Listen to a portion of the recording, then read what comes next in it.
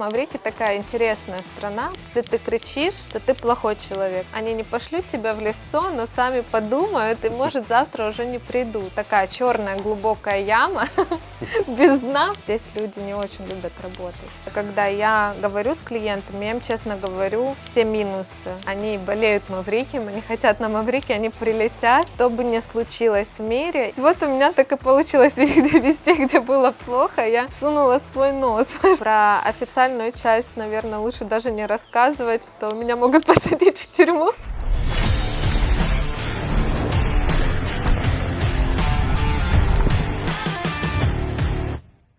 Сегодня у меня очень интересная гостья на интервью. Она владелец нескольких бизнесов на Маврикии. Это организация свадеб, туроператор и цветочный магазин. За что я люблю свое дело, свою работу, YouTube-канал, за то, что он позволяет мне знакомиться с новыми людьми в разных странах и показывать их жизнь. Это очень круто, ребят. Наталья, привет. Приветствую, добро пожаловать. Наталья более 10 лет проживает в Маврикии, владелец компании «Майс», которая помогает проводить свадьбы и корпоративы на острове. Также владеет лидирующим цветочным онлайн-магазином и туристической компанией. У тебя очень красивый дом. Чувствуется, что здесь приложена такая рука, которая пыталась создать максимальный уют. Спасибо, что согласилась на интервью. Очень классно показать реальный опыт русскоязычного предпринимателя на Маврикии. Я уверен, что интервью получится очень интересным. И наши зрители канала, те, кто планирует переезжать на Маврикий или просто приехать сюда с какой-то туристической целью, они получат ту информацию, которая будет для них реально полезна. Спасибо за приглашение на интервью. Можем пройти на террасу. Наталья, первый вопрос, который я обычно задаю гостям на интервью в разных странах. Почему Маврикий? Почему ты выбрала эту страну и обосновалась здесь надолго, построила свой бизнес? Почему, например, не Южная Африка, это страна на континенте? Мне кажется, Маврикий – это была моя судьба. Я прилетела сюда в 2011 году поработать. И в 2012 году я встретила своего мужа. И судьба так связала меня с Маврикием. Получается, ты уже здесь живешь Больше 12 лет? Больше 10 лет, 12 да. лет. Угу. А с чего начинался твой путь? Ты приехала сюда как сотрудник какой-то компании? Да, я приехала сюда как сотрудник. У нас была такая достаточно хорошая компания, у меня была очень хорошая зарплата, но меня всегда тянуло к туризму. Я просто всегда фанатела. Это так здорово путешествовать, столько стран видеть. Мне очень нравились отели. У меня даже была мечта построить мой собственный отель. Но сейчас уже не моя мечта. Да, после того, как ты поработал с отелями и увидел всю эту кухню, мне очень нравится быть туроператором. Но нет такой капитализации. На самом деле отельный бизнес, он не всегда так прибыльный, да, насколько я знаю. Во-первых, это очень большие инвестиции. Во-вторых, если вы делаете бизнес в такой стране, как Маврикий, то здесь очень важен еще человеческий фактор, да. И вот мы с тобой уже разговаривали о том, что здесь люди не очень любят работать. В принципе, люди всегда, их свойство стремиться, да, к покою. Да, всегда, когда вы находитесь в такой солнечной стране, и даже когда приезжают туристы, я их подготавливаю. Я говорю, вы знаете, вы находитесь в солнечной стране, здесь очень расслабленные люди, они любят солнце, отдохнуть. И все с пониманием к этому относятся. Да. А как получилось так, что ты приехала сюда как сотрудник, но потом стала, по сути, предпринимателем? Да, все же становятся, да, предпринимателями. Расскажи про свою историю. Начну свою историю. То есть сначала я работала в фирме, мы были связаны с продажами, но, как я уже отметила, что мне всегда очень нравился туризм. И, к сожалению, в туризме очень маленькие зарплаты. А чтобы на Маврикии получить рабочую визу, нужна минимальная зарплата. Я, честно, не помню, сколько это было тогда, по-моему, 65 тысяч рупий, это где-то 1500. Предложение, от отеля, это в основном 500 евро. Моя зарплата в то время в компании, где я работала, была примерно 4-5 тысяч долларов. И когда я пошла на интервью в одно из туристических агентств и сказала свою зарплату, они сказали мне свою зарплату, и потом посмотрели на меня и говорят, ты точно хочешь здесь работать? Да, они, в 10 раз наверное, меньше. да, они, наверное, подумали, что я немного сумасшедшая. Ну, на самом деле я заработала, ну, намного больше. Это дало мне очень хороший опыт. И я встретила, как я уже говорила, своего мужа, и я попала в совершенно другую среду. То есть это была семья, ну, это и сейчас семья, да, только уже не такие предприниматели, они ко всему относились очень легко. То есть я говорю, вот, я люблю туризм. Они, ну, только давай откроем компанию. Я так на них смотрю, а что так можно? То есть для них это все было легко. Как я уже писала, да, до этого, что у меня не только туризм, да, мы еще организовываем свадьбы. И когда прошла свадьба моя с мужем, нам организовывал свадьбу отель. Я еще тогда работала в своей компании. Это был пик-сезон, как раз Рождество, Новый год, были очень большие продажи. И я работала очень много, то есть мы работали с 9 утра, и в 12, в час я только домой возвращалась, ночи. Ну, это всегда, когда пик-сезон, то есть где-то неделя идет вот в таком режиме. Естественно, к свадьбе мне готовиться некогда было. И мы решили, что, ну, отель же все знает, отель все сможет. И Понадеялись на них. Да, и когда я поняла, как они организовывают свадьбы, я подумала, блин, ну люди же платят столько денег, они мечтают о свадьбе на райском острове, в таком прекрасном месте. И здесь приезжаешь, когда я пошла делать макияж, я учила девочек делать макияж. Хотя я очень позитивный человек, то есть у нас обычно в менталитете, если что-то идет не так, то мы все так напрягаемся, да, начинаем кричать. Ну, как бы у меня такой достаточно спокойный, уравновешенный характер. Я просто посмеялась и поняла, что да. И думаю, блин, ну это бы было так здорово открыть свое агентство свадебное на Маврикии. Естественно, я сказала это родителям мужа, и они, как всегда, так давай. То есть мне, наверное, очень повезло в этом плане, что я встретила на своем пути нужных людей. И туроператор ко мне тоже не сразу пришел. Я просто встретила на улице русскую девушку с Питера. Мы ее про себя называем с мужем Динамит, ее звали Дина. И она говорит, а я открыла своего туроператора, но мне нужен какой-то человек, который здесь. Ну и так все началось. Мы уже не вместе, но я очень ей благодарна. Получается, на собственном примере ты увидела зону возможностей, и те люди, которые оказались рядом, они просто поддержали. Да, Это ну все и звезды муж... сошлись. Да, у меня все время так получается, что все звезды сходятся. Ну, на самом деле, я очень удачливый человек, и мне достаточно легко все дается. Ну, помимо удачи, наверное, есть еще определенный такой трудоголизм, да, потому что ну, это конечно, свойственно всем да. предпринимателям. Если вот я тоже рассказывала, что да, мы работали там с 10 до часу, то понятно, да, что Удачей, а к успеху приводят планомерные системные действия, да, и верно. я думаю, что это тоже в твоей истории сыграло немаловажную роль. Да. Скажи, пожалуйста, вот ты сказала, что помимо туристического бизнеса вы еще организовываете мероприятия, ивенты и свадьбы. У меня просто был собственный опыт. Я со своей супругой, мы проводили церемонию бракосочетания в Таиланде.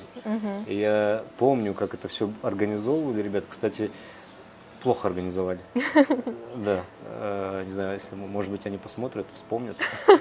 Им привет. Да, как это у вас, это было в 2012 году, прошло уже 11 лет. Да, Достаточно давно. ну, на самом Как у вас деле это происходит? Маврикий, я расскажу такое сначала отступление, да, Маврикий такая интересная страна, потому что здесь очень много ниш не занято, здесь нет такой, ну, можно сказать, соревнований каких-то, да, и поэтому люди очень спокойно ко всему относятся. То есть они не стремятся сделать лучше. И вот как в отелях моя свадьба была. То есть как делали это 10 лет назад, так делают и сейчас. И я когда пришла на этот рынок, я начала искать каких-то сотрудников, возможностей, суплайерсов, да, там фотографы, видео, флористы. И так началась моя дорога, ну, можно так сказать, мой путь к флористике, потому что мы не могли найти хороших декораторов и флористов. То есть делать букет невесты. Я помню, у нас была свадьба, и девушка заказала букет, я показала флористу, как этот букет должен выглядеть. Ну, естественно, мы когда получили, я посмотрела на этот букет и начала быстро переделывать все сама. Это, конечно, в последнюю минуту, потому что я букет получила очень поздно. Ну и таких моментов на Маврикии стало очень много, И поэтому это, кстати, привело к цветам. еще одна история Да, про еще новый бизнес, да? про То есть новый начало нового бизнес. бизнеса. Да, но Там, этот где плохо, значит зона возможностей, да? Да, то есть вот у меня так и получилось везде, где было плохо, я всунула свой нос, можно так сказать, да. Свадьбы не получались, я зашла в свадьбу, флористика не получалась, мы зашли во флористику, в декор. Я посещала очень много тренингов, в Москве тоже, очень хорошую школу. Вообще, мне кажется, что Москва – это прям такой рывок для флористов, для декораторов, свадебного бизнеса, потому что я всегда черпаю свои вдохновения именно с московских агентств. Конечно, на Маврикии, к сожалению, у нас нет таких возможностей, но тем не менее мы стремимся. И даже если это свадьба для двоих, да, просто для пары, то все равно я стараюсь сделать ее какой-то персонализированной, красивой. А есть какие-то истории такие, которые выделяются из других ивентов или свадебных мероприятий, которые вот запомнились чем-то яркие? Да, у особенно? меня есть несколько таких историй. Вообще, я очень люблю свадьбы, очень люблю Маврикий, и я очень клиентоориентированный человек. И для меня пожелание клиента – это закон. Ну, может, конечно, сейчас это уже немножко на другом уровне, то есть сейчас ты больше к этому уже подходишь с осознанной стороны. Лет 8 назад у нас было мероприятие, это был наш постоянный клиент, он с нами бронировал виллы. Как-то мы встретились, он говорит: знаешь, Наташ, я здесь подумал и решил, что я хочу жениться. Я говорю: ну класс, давай, говорю, у меня есть еще свадебное агентство, давай все сделаем. Он такой: ну я хочу не просто так жениться. Я говорю: интересно. В общем, мы хотим пожениться официально через 2 недели. Обычно официальный процесс, он занимает где-то, здесь месяц-два. То есть здесь можно официально жениться, и то есть этот брак будет признан во всех странах мира. Я говорю: хорошо, ну ладно, я постараюсь, мы все сделаем. Он такой: нет, ты меня не дослушала. Я говорю: хорошо. Я хочу сделать сюрприз своей будущей жене. То есть она не должна знать, что она выходит замуж. Говорит: я ей делаю предложение, и в этот же день мы А если женимся. бы она отказалась? Я говорю: ну ты понимаешь, что нам нужно поехать в Порт-Луис сначала, предоставить документы и все. Он говорит: ну ты же справишься. И ты так думаешь: блин, я не знаю тогда, почему я ввязалась в это дело. Все в итоге получилось прекрасно. Это очень длинная история, на самом деле. Они поженились, он сделал ей предложение на яхте, но до этого по всем прогнозам стояли циклоны, дождь, и ни одна лодка не вышла в океан в этот день. И только наша яхта была в океане, и были огромные волны, но эта яхта шла, даже не качаясь. Это просто какая-то магия, какое-то желание. Он сделал ей предложение, она сказала «да». Она приходит в спа-салон, и там висит платье. Она говорит: ну я сказала «да», но не сегодня. И она говорит: покажите мне человека, который стоит за всем этим. Я подхожу и говорю: знаешь, там все очень красиво, он очень старался, поэтому, давай продолжим.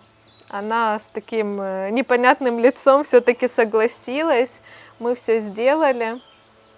Про официальную часть, наверное, лучше даже не рассказывать, то меня могут посадить в тюрьму. Но мы все сделали, да, и это было прекрасно. У нас до сих пор есть видео, они до сих пор вспоминают этот момент. Мы поддерживаем отношения. Вот такие истории тоже есть. Классный бизнес, но связанный с эмоциями, да, людскими. Да. Удивительная история. Скажи, пожалуйста, вот этот твой бизнес туристический, организация ивентов, флористика, цветочный бизнес, он имеет какую-то сезонность? Все равно здесь же туристы приезжают, организовывают, то есть хотят провести церемонию бракосочетания, наверное, в какие-то сезоны, да? И как удается вообще выстроить вот этот поток Ну, клиентов для вообще, бизнеса? на самом деле, на Маврике особой сезонности нет. И почему тоже такая идея возникает, столько бизнесов. Когда я училась на экономико-правовом факультете, и я вспоминаю все время слова своего учителя: не клади яйца в одну корзину, да? Ну, то есть это уже такое популярное высказывание, но то есть когда нет туристов, у нас есть флористика. Когда, ну, туристы на самом деле есть всегда. А цветы для кого? Не для туристов, для местных, да? Цветы — это вообще отдельная тема, тоже очень длинная история. На самом деле, когда начался ковид и закрыли... Ну, мы в основном занимались флористикой для обеспечения своих свадеб, да. То есть я открыла свою школу, я начала местных учить флористике, и когда у нас какие-то проекты, то я приглашаю девочек, которых я учила, да, и они уже, как бы, они знают, что делать, то есть и они работают на проектах. Но когда случился ковид, локдаун, страну закрыли, первое время мы думали, что все вернется, нечего беспокоиться, все будет хорошо. Но здесь у нас началось строительство дома. Строительство дома, я думаю, всем понятно, что это такая черная глубокая яма без дна, в которую можно просто влаживать все, что хотите, так и называйте. Но это было на самом деле очень тяжело, когда перекрываются все трубы к твоим бизнесам. Ну да. И здесь у меня Потоки. возникла идея. Я же еще умею заниматься цветами. И мой муж с меня посмеялся, потому что деньги, которые вы получаете в туризме, да, там на свадьбах и флористика, ну, это немного разные уровни, да, заработка. Он на меня посмотрел, посмеялся, но поддержал. Говорит: если тебе так хочется, ну ты же понимаешь, ты на этом много не заработаешь. Я говорю: ну это же я.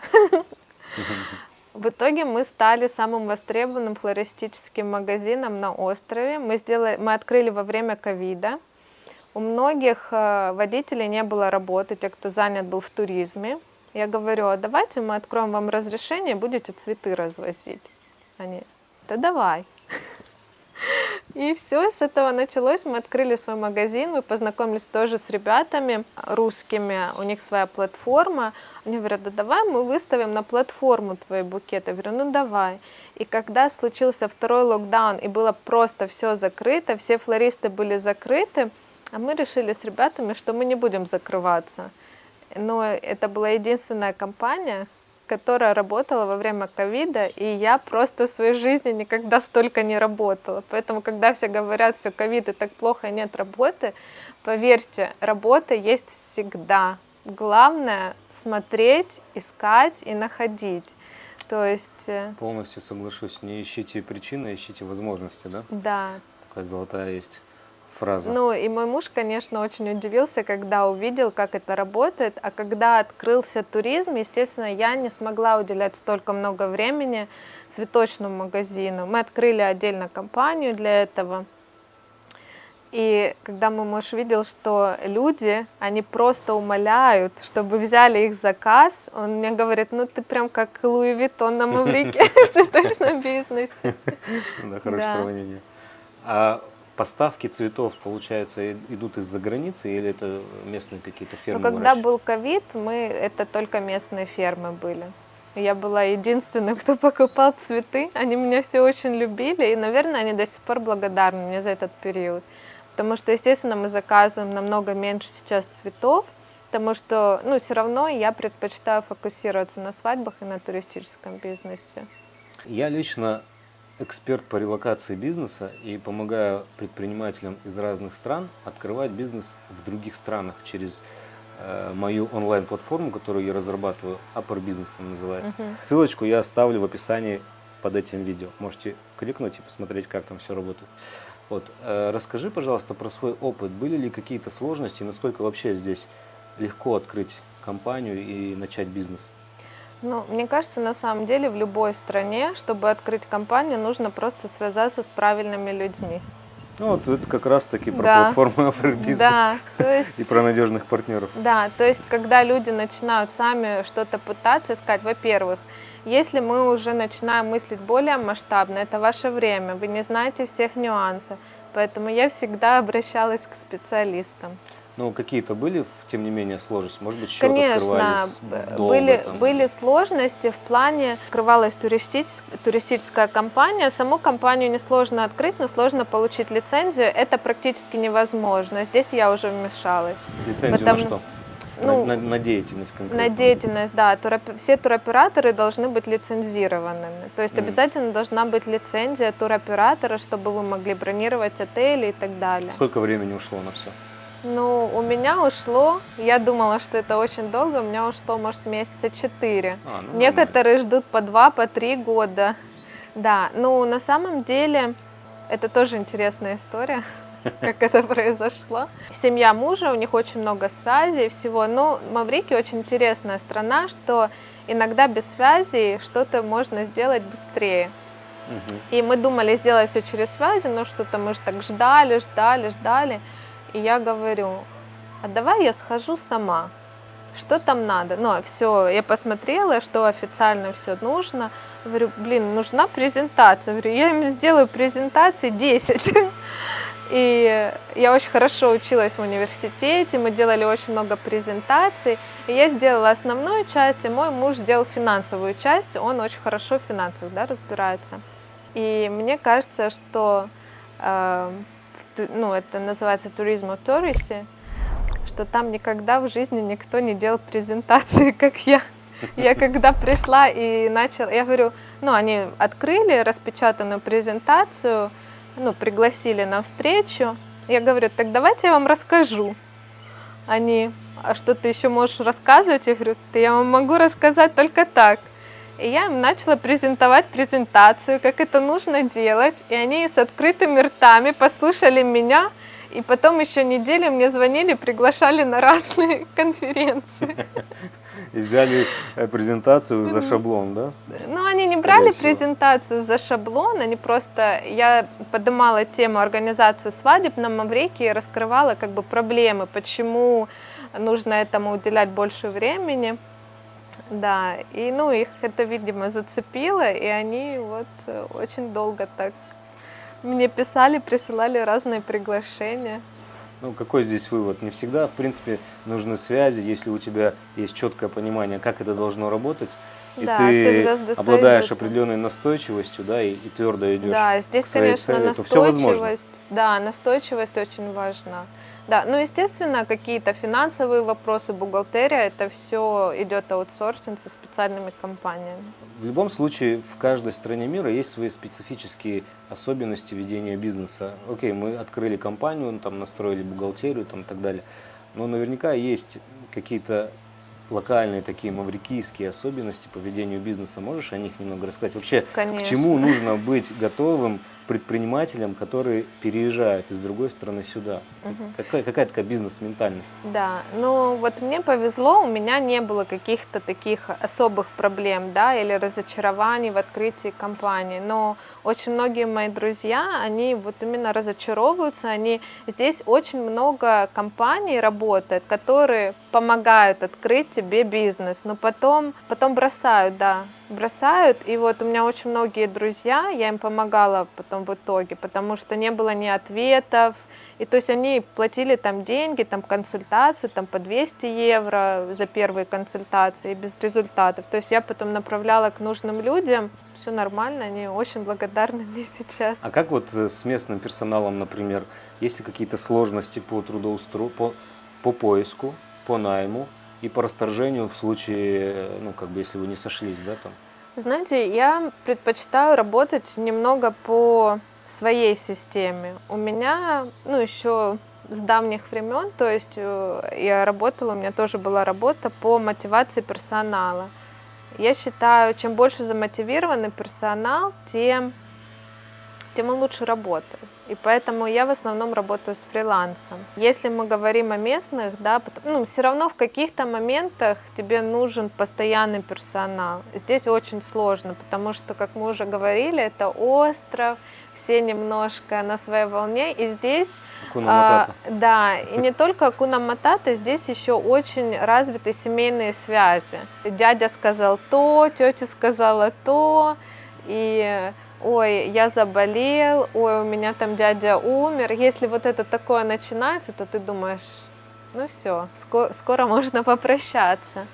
То есть вот часто, да, такое. Я, честно, не знаю, как отели с этим справляются, но текучесть очень сильная. Ну, наверное, привозят из-за рубежа в том числе, да, сотрудников? Сейчас нет, в основном основная масса это маврикийцы работают. Есть, конечно, очень хорошие сотрудники, очень хорошие работники, с которыми приятно, но вот они, мне кажется, они на себя берут очень много, и потому что их коллеги не очень любят работать, и потом все равно год-два они очень выгорают. Ну и мы уже с мужем чувствуем, так, вот это вот скоро уже уйдет, потому что работала, а теперь уже, и потом присылает, да, типа, thank you for your cooperation, I'm leaving for the new adventures. Ну, в общем, да, в таком плане. Но на самом деле сейчас отели решают эту проблему, да, с Бангладеша очень многих берут сотрудников. Если мы тоже об ивентах говорим, то вот именно такой персонал, который помогает, нужно там носить, переставлять что-то, то очень Бангладеш лучше всего работает. Я знаю, что в 2016-2021 году твою компанию по организации свадеб признавали лучше на Маврикии. Как вообще удалось достичь вот таких вот результатов? Человек, который все время стремится к усовершенствованию, то он и получает результат. А если наслаждаться солнцем и ничего не делать, то, конечно, сложно получить результат. Здесь настойчивость, уверенность, движение вперед и любовь к своему делу тоже очень важно. Услышав то, что ты говоришь, это все-таки любовь наряду с каким-то уникальным предложением на рынке, наверное. Да? Вот я говорил о том, что я сталкивался с организацией свадеб. То есть, когда тебе говорят одно, ты рисуешь себе картинку, а потом видишь, что совершенно не то. Ну, приехала, например, не белая, знаешь, черная вот я машина. все время, я решила для себя, что я все время буду честная с клиентами. И даже вот, наверное, мое отличие, когда я говорю с клиентами, я им честно говорю все минусы, да, я им говорю честно, что можно, что нельзя. То есть я им какие-то альтернативы предлагаю. А когда человек пишет в отель напрямую, то есть они как сотрудники, они же не могут сказать нет. А в этом году, ну не в этом году, а даже некоторым парам я говорю нет, потому что я чувствую, что у нас не сложится. Такой персональный подход, да? Да, ну я честно честно говорю. Завышенные говорю. ожидания или что, почему-то? Ну, да, завышенные ожидания, ну, то есть бюджет не соответствует, допустим, ихним ожиданиям. И смысл брать свадьбу, когда человек хочет одно, но бюджет как бы другой. Ты стараешься объяснить, что как бы, ну, не получится. Они говорят, нет, должно получиться, вот ищи. Ну, или даже, ну, как люди разговаривают с тобой. Потому что когда компания уже достигла какого-то уровня на рынке, к тебе приходят твои клиенты. И они, когда приходят к тебе, вот у меня есть невесты, то есть они меня, за мной везде следят, и такие, они уже сразу, да, то есть им не нужно тратить время объяснять, почему я нужна им, почему наша компания нужна им. То есть они сразу, я хочу только с тобой, вот то-то, то-то, все, давай. Они даже уже знают, где они хотят делать. То есть, ну, вот так бывает. Что я могу сказать? Таких успехов, если ты достигла, то наверняка ты делаешь только такой самый классный и качественный сервис. И ты вот делала отсылку на Москву. Действительно, этот город, в котором сервисные компании очень развиты. И если ты внедряешь те принципы здесь, я думаю, что не только в 16-21 году, там 17, 18, 19, 20 что-то пошло не так, если тебе не присудили. Нет, на самом деле присуждали все время, просто ты к этому уже не относишься так. А так они присылают постоянно, в 2022 тоже было. Просто, ну, как бы мы это уже не афишируем. Ну, в общем, всем, кто захочет провести церемонию бракосочетания в этом райском месте на острове Маврикий, рекомендовано обращаться к Наталье. Ссылочку на социальные сети, Инстаграм, да, у тебя же есть Да, Инстаграм? можно в Да, Инстаграм. я оставлю в описании под видео, проходите, пишите, и я думаю, что все Ну будет или на если высшем уровне. просто хотите на Маврике отдохнуть, мы тоже поможем. В 22 году вот в русскоязычном мире произошел некий сдвиг, да, там, геополитический, не буду называть прямыми словами всю эту ситуацию, да. Как это повлияло на бизнес и вообще поменялась ли жизнь на Маврике? Ну, на Маврике особо жизнь не повлияла. У нас в плане бизнеса тоже особо не... Ну вот свадьбы, допустим, раньше мы были больше ориентированы на русскоязычные пары. Но вот когда все началось, то очень мало у нас сейчас русскоязычных пар, но у нас очень много англоязычных пар, англичане. То есть Вообще целевая самые аудитория лучшие. немного сместилась, да? То есть, Ну, у нас целевая аудитория сместилась даже не из-за событий, а целевая аудитория вообще сменилась, потому что начало все расширяться, да, рынок начал расширяться. Мы сейчас являемся свадебным организатором отеля One and Only. То есть, если к ним приходят свадебные запросы, то мы организовываем свадьбу для этого отеля. То есть отель, который понял, что они своими силами не смогут справиться, то лучше сделать такой аутсорсинг. Ну, это очень хороший показатель, я считаю, потому что One and Only это очень... One and Only очень крутая сетка, Да. люксовая, дорогая. Да, мы очень много работаем тоже. Ну, тогда это был St. Regis, сейчас это GW Marriott, одна из самых моих любимых локаций. Ну и в принципе, если здесь уже мы начинаем говорить о туризме, да, то есть мы же не только свадьбу делаем, но и организовываем отдых.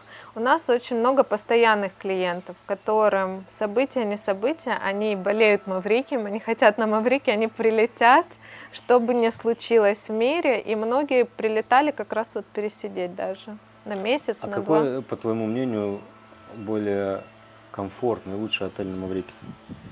Мое сердце принадлежит GW Marriott. Я не знаю почему. Здесь как бы для каждого человека есть свои плюсы и минусы, да, в отелях. Поэтому когда человек обращается ко мне и просит подсказать, то есть я даю несколько вариантов. Потому что кто-то любит больше сервис, тогда, конечно, это One and Only Four Seasons, да.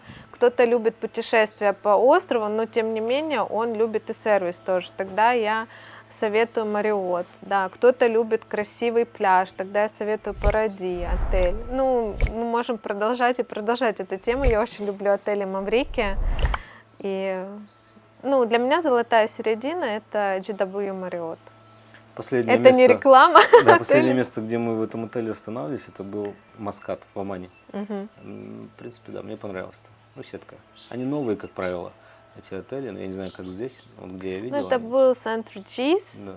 поэтому, он достаточно такой, не самый новый отель, но такая средняя между лакшери сегментов и более доступным сегментом, и очень красивая локация. Я очень люблю Лиморн.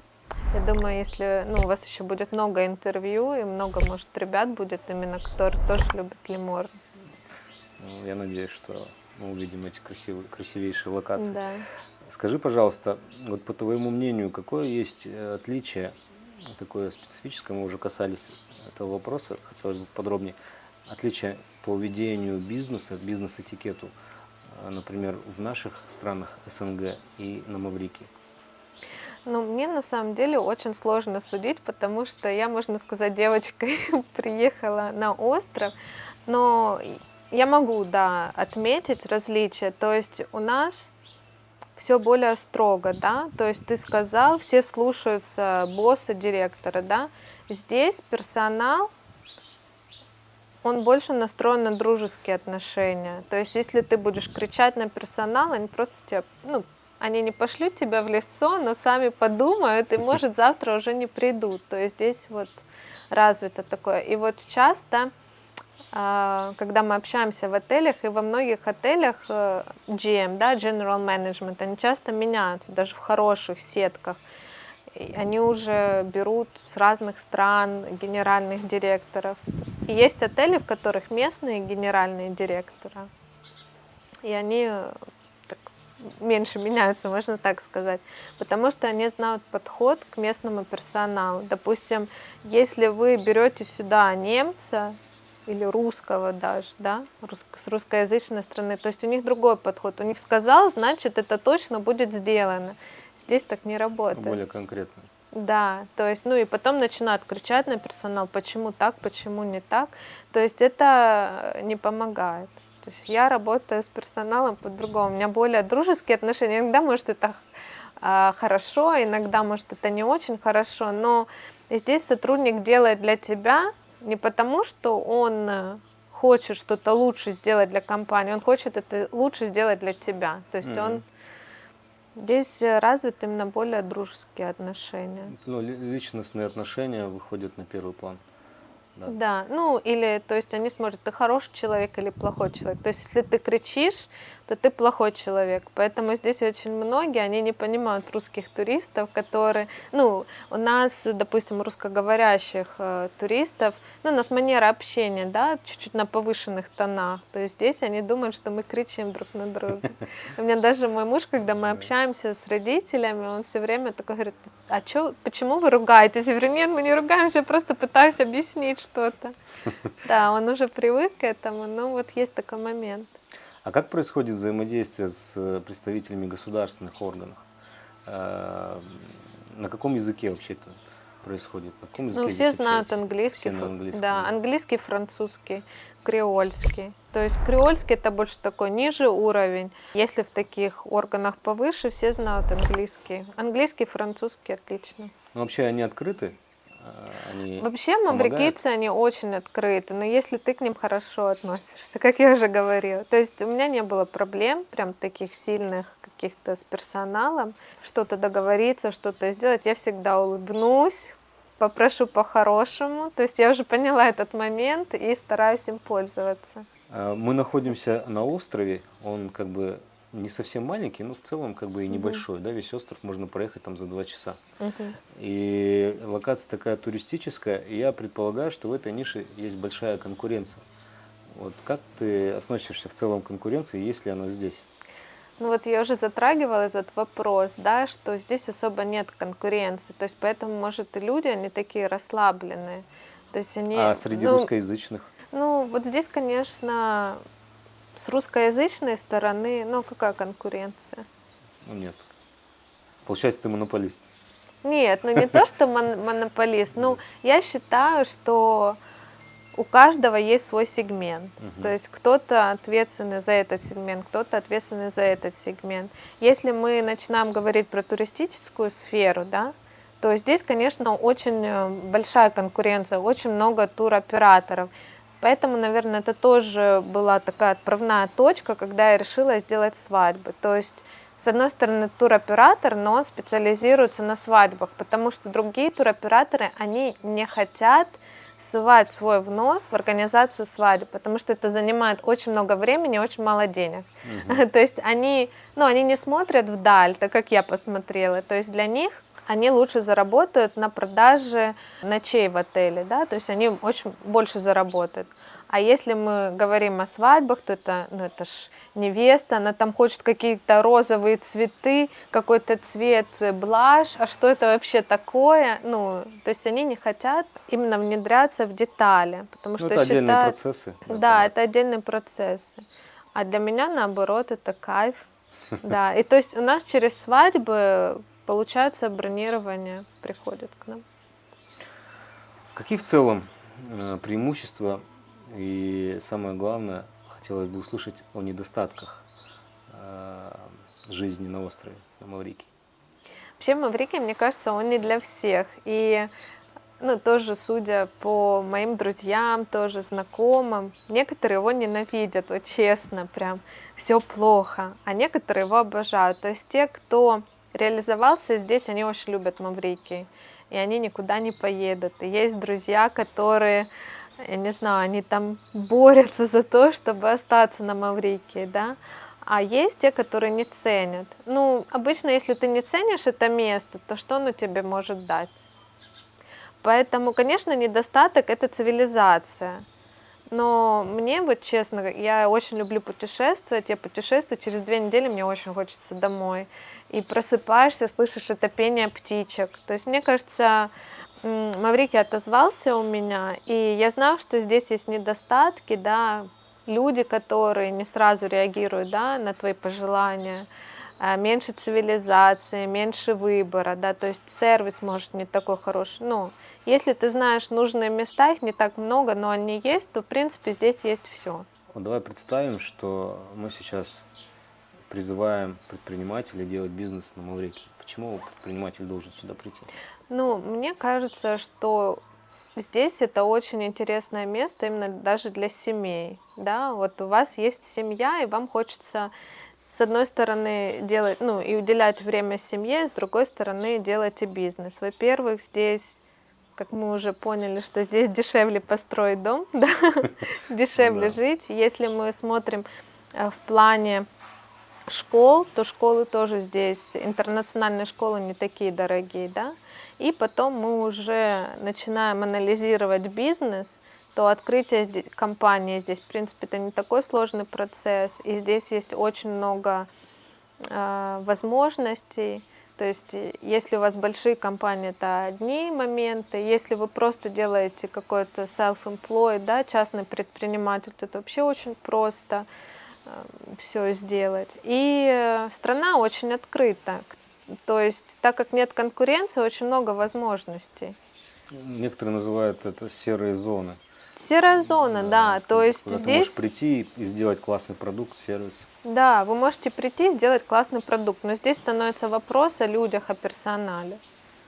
То есть вот это, наверное, минус, да.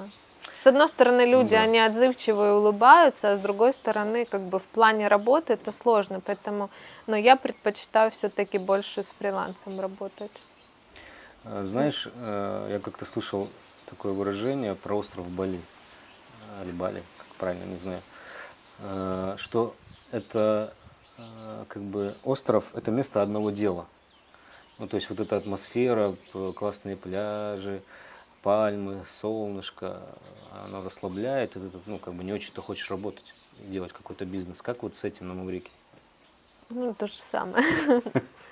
Ну, на самом деле, те, кто свежие сюда прилетают, то, в принципе, они еще не адаптированы к этому солнцу, пальмам, то и они готовы работать. Но на меня солнце, пальмы особо еще не подействовало. То есть я все равно открыта к работе, но все равно мне хочется больше уделять времени семье, детям. То есть здесь вот такой еще и семейный момент, как бы он так трогает, можно Мгм. так сказать. И все, даже ребята, которые сюда приезжают, то они тоже начинают больше времени семье уделять, больше ездить везде, на пляже. Ну, русскоязычные, которые приезжают сюда по контрактам работать. Ну, то есть это рекомендовано в том числе для тех, у кого перекос идет по жизненному балансу в сторону работы, наверное. Переедь на Маврикий, поживи немножко, все у тебя выровняется. Ну, возможно, да. Да. Кстати, отлично подмечено. А что с планами, с дальнейшими? Есть ли желание масштабироваться куда-то на другие страны, свой опыт перекладывать на другие территории? Или Маврикий это как бы Не, у всё? меня есть желание масштабироваться, и мы уже открыли для себя. То есть мы и Мальдивы продаем тоже, Дубай отели мы тоже продаем. Реюнион остров это рядышком, туда очень здорово ездить. Мы даже наладили получение визы для русской, ну, это в основном для обладателей русского паспорта, которым сейчас очень сложно. Мы наладили визовый процесс с Реюнионом, потому что Реюнион это остров, который принадлежит Франции. И туда нужна виза. То есть у нас есть Он рядом, да, договоренность. Да, у нас есть договоренность, и там один из самых действующих вулканов в мире на Реюнионе находится. Он действующий, да? Да, и там очень классные экскурсии вертолетные. Я, кстати, вчера Google Maps смотрел поблизости, он такого же размера примерно, как Маврикий остров. Да, но совершенно И другой. огромный вулкан такой. Да. Он там, наверное, 20% острова занимает. Да, достаточно много. И там очень классные вертолетные экскурсии. Кстати, компания, с которой вы полетите сегодня, она с Реюниона. Она тут. Да, и когда я летала с ними на Реюнионе, когда я услышала, что они открывают свою деятельность на Маврике, у меня было такое «О!». Потому что местная вертолетная компания, это, конечно, ужас. Но если мы туда соберемся, мы обязательно к тебе обратимся за помощью рекомендаций по классным местам этого острова. А мы точно до туда доберемся. Да, так что жди. Скажи, пожалуйста, а есть ли какой-то бизнес-комьюнити здесь, где собираются местные предприниматели, помогают друг другу, Вот, к поддерживают? сожалению, нет. И вот мне, наверное, этого не хватает. И я вхожу в такое бизнес-комьюнити Ювил. Она очень популярная, вот в Дубаях тоже. Это больше такая организация для женщин в бизнесе. Я знаю, Очень да, здорово, да. Но вот на Маврике нет такого. Здесь больше девочки собираются порисовать, помедитировать, найти свою женственность. Это, конечно, здорово, это нужно, но человеку, который в бизнесе и который ищет какие-то развития, то мне этого не хватает. Может, когда-то А нет ли откроем. мысли о том, чтобы создать? Есть мысли. Честно. Ну, Просто для кого? Вот на этой позитивной нотке я предлагаю закончить наше интервью. Мне почему-то кажется, что твои мысли, все они реализовываются, и через какое-то время мы увидим на Маврике первое сообщество русскоязычных предпринимателей. Да, этого я тебе и желаю. Также желаю развития бизнеса и покорения новых вершин. Спасибо. Спасибо большое. Спасибо за интервью.